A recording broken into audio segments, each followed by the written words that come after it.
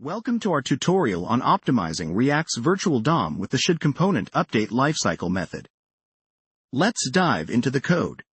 We're starting with a class component extending from React component, which gives us access to lifecycle methods. Here we have the shouldComponentUpdate method. This method gets called before the rendering process begins, providing us with an opportunity to decide whether or not we should proceed with re-rendering. We perform a shallow comparison between current props and state to the next props and state. If the value in props or the count in state differs, the method returns true, indicating that the component should re-render. If they are the same, it returns false, preventing unnecessary rendering and reducing computational overhead.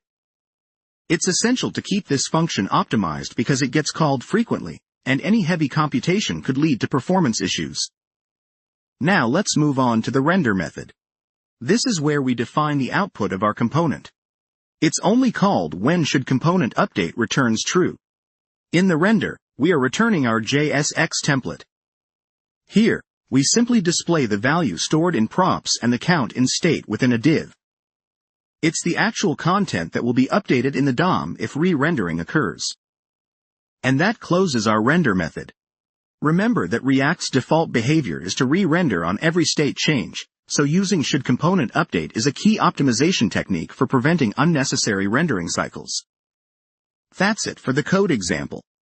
With shouldComponentUpdate, you can gain significant performance improvements in your React applications, especially for components that don't need to update frequently or have expensive render calculations. Thank you for watching, and happy coding!